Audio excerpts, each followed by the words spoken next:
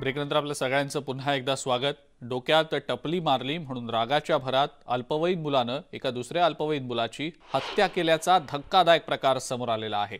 ठाण्यातल्या राजीव गांधी परिसरातला हा प्रकार आहे। शाळेत खेळण्यावरून विद्यार्थ्यानं डोक्यावर टपली मारली, यावरून विद्यार्थ्यांच्या 2 गटात तुफान हाणामारी झाली होती। या हाणामारीतून 10वीत शिकणाऱ्या विद्यार्थ्यावर चाकू हल्ला केला गेला। यात विद्यार्थ्याचा मृत्यू झालाय।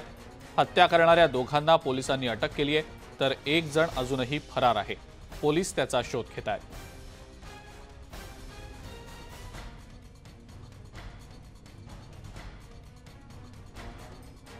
खेळण्यातला वाद जीवावर बेतल्याचं एकंदरीतच या घटनेमधनं दिसतंय। डोक्यात टपली मारली म्हणून रागाच्या भरात अल्पवयीन दुसऱ्या मुलाची हत्या केल्याचा धक्कादायक प्रकार समोर आलाय। ठाण्यातल्या राजीव गांधी परिसरातला हा प्रकार आहे।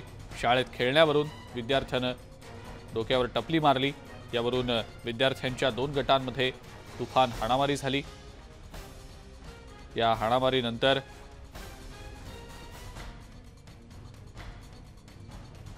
हा सगळा खुनाचा प्रकार घडलेला आहे। 10वीत शिकणाऱ्या विद्यार्थ्याचा खून करण्यात आलेला आहे। चाकूनं भोसकून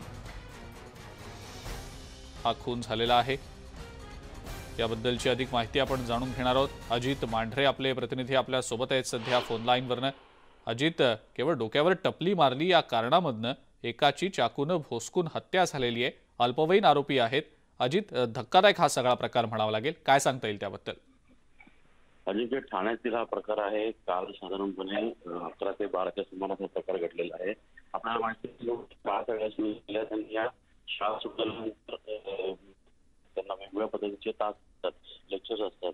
त्या दरम्यान पीटीचा तास होता, त्यावेळी मस्करीमध्ये या तुषार सावळे नावाच्या मुलाने एका मुलाच्या डोक्यात एक छोटीशी टपली मारली। तर ते टपली का मारली याच्यावरून त्यांच्या दोघांमध्ये इतका वाद झाला की त्या समोरचे 3 जे मुलं जी आहेत, जी मुलं देखील अल्पवयीनच आहेत, त्या मुलांनी थेट बाहेर जाऊन चाकू आणला आणि त्याला तिथेच जे मैदान आहे शाळेचं, त्या मैदानामध्ये भोकसलं। अतिशय दुर्दैवी घटना आणि खळबळजनक घटना आहे।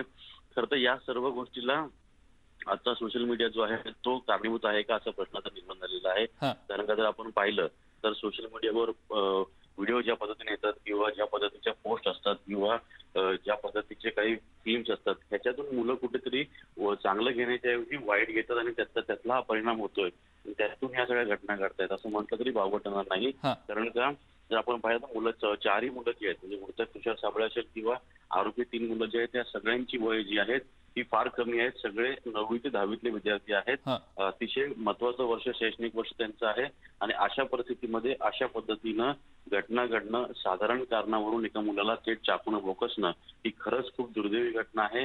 या प्रकरणी 3ही जे अल्पवयीन मुलं आहेत, या 3ही अल्पवयीन मुलांना ठाणे पोलिसांनी ताब्यात घेतलेलं आहे। त्यांना न्यायालयामध्ये हजर केलं जाईल आणि त्यानंतर त्यांची बाल सुधारगृहामध्ये रवानगी केली जाईल, असं देखील सांगण्यात आलंय। बिलकुल अजित, धन्यवाद सविस्तर माहिती आपण दिलीत त्याबद्दल। मुलं आहेत हे त्या शाळेमध्ये शिक्षण घेत होते आणि तिथे हे 2 वेगळ्या 10वीतच पण वेगवेगळ्या तुकड्यांमध्ये होते। आतापर्यंत जे माहिती मिळाली त्याच्यामध्ये काल त्यांच्यामध्ये काहीतरी बाचाबाची झाली होती आणि त्या बाचाबाचीचं पुन्हा आज त्याच्यामध्ये मला वाटतं त्याच्यात काही भांडणं झाले आणि त्यामध्ये हे दुर्दैव मृत्यू झालेला आहे। आतापर्यंत हे सर्व मायनर मुलं आहेत, त्यांचं काही क्रिमिनल बॅकग्राऊंड नाही। पुन्हा एकदा एका ब्रेकसाठी थांबूया। बघत रहा न्यूज 18 लोकमत।